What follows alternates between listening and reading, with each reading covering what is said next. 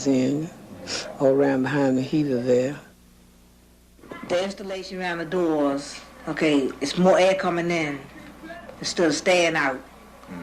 And the windows, so much air coming through the windows from the cracks of the windows, the frame of the windows. And it just ain't right for $140. We're talking about property which would have ceilings falling in, windows so bad that tenants would oftentimes have to use reams of plastic to cover them, roofs leaking so that water just pours into a person's house. We're talking about floors that are rotted so that the floorboards are so weak that a person could step through them. And we've had cases where persons have fallen through floors because of the rotten floorboards. Michael Middleton is an attorney. He works in Legal Aid's housing department downtown. He agrees that the bad landlord is part of our city's housing problem, but just one part. You almost get the feeling, though, that many of our clients have almost become used to certain living conditions. And that's because of a systemic problem, though. There is a great shortage of housing. The cost of housing is too much. When you talk about the nature of housing, it's one that's relative. For low-income people in Baltimore City, for the most part, there will be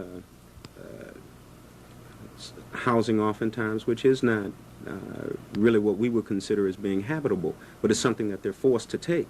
Which brings us back to Mrs. Blackman and Mrs. Murray's homes. Are they forced to live in these kinds of houses, or is the city of Baltimore responsible for not providing enough decent housing for its residents?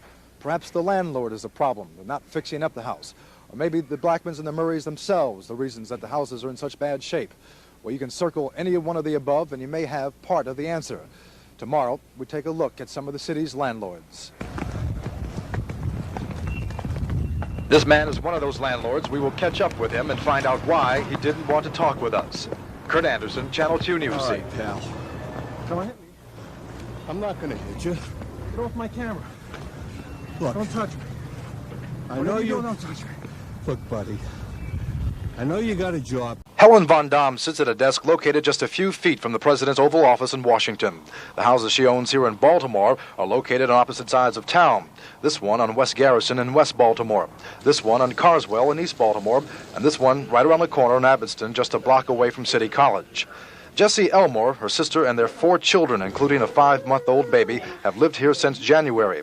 They're on welfare, but she says she pays $215 a month for rent and nearly $200 a month for gas and electric, even though the furnace is broken and there's been no heat in the house since then. Has it been cold in here? Well, the days been pretty warm last month, but it gets cold at night. Plus, I got a 5-month-old baby. And that makes it pretty hard on him, you know. And when I got here, the toilet started leaking through the ceiling. And I called her and told her about that, and I wrote her and told her about it. The people over in the city management, right? And that's what's causing the paint to chip up there? The leaking toilet? Yeah. The president's political advisor, Lynn Knopfsinger, also owns 3 houses in the city, 1405 North Rosedale here, a vacant house at 1149 Cleveland Street, and the one in which Bertha Buford lives in the 700 block of East 20th Street. She, too, has problems. Not the bathroom, it's the bathtub. It's leaking coming downstairs in the dining room. How long has it been leaking? Oh, so I say about a month, a little longer. You've called them 3 or 4 times? Yes, I have. And nobody's been out to fix it? No. Both Miss Buford and Miss Elmore send their checks here to the Inner City Management Company. An aide here who declined to go on camera told us she had not received many of Miss Elmore's complaints, that several attempts had been made to fix the furnace, but no one was at home. We had no trouble finding Miss Elmore at home, so the company said it would try again today. Now, I was also told by the people here at Inner City Management that Mr. Robert Tuttle of Alexandria, Virginia, is in charge of the accounts for the 6 houses owned by the Reagan-Aids. Now, they say that Mr. Tuttle knows very well the conditions of those houses, but they're not certain whether or not the owners of the houses know about the conditions. This is Kurt Anderson on the scene in Baltimore. This is just one of some 700 houses owned by Robert William Conley, Jr. He's a landlord who today entered into a unique agreement with the state, an agreement the Attorney General's office hopes will force him to repair and maintain his houses. Usually, housing complaints are handled by the city on a case-by-case basis. For many reasons, that process is a slow one. Here, for the first time, the Attorney General has used consumer protection laws to go after a landlord. This is just one of some 700 houses owned by Robert William Conley, Jr. He's a landlord who today entered into a unique agreement with the state, an agreement the Attorney General's office hopes will force him to repair and maintain his houses. Usually, housing complaints are handled by the city on a case-by-case basis. For many reasons, that process is a slow one. Here, for the first time, the Attorney General has used consumer protection laws to go after a landlord. The settlement covers not just one complaint, but every property owned by this landlord who earlier this year had over 100 complaints against him.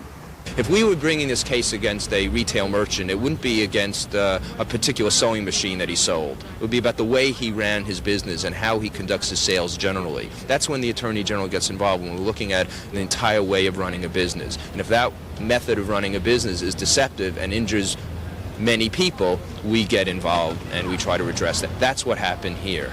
Today's agreement forces Connolly to set up a fund for repairs, and a court-appointed monitor will make sure he follows through. Connolly's lawyer says all of B&M's properties have been brought into compliance. We believe he is abreast of those laws. We believe he will continue to do his routine maintenance, and where there's a specific problem at a specific residence, that will be addressed in the normal course of business. But on a visit to a Connolly property just 2 doors from his rental office, we met Earlene Thomas, a tenant with a long list of complaints, including rat holes, leaking ceilings, and peeling paint. See, all this comes down, you know. That's not supposed to come down off the wall. A door lock that doesn't work. See, you can force the door. Look, they don't fix nothing. But because of today's settlement, state lawyers say tenants like Earlene Thomas now have the tool to see that things do get fixed. Joyce Jefferson in East Baltimore for Channel 2 News.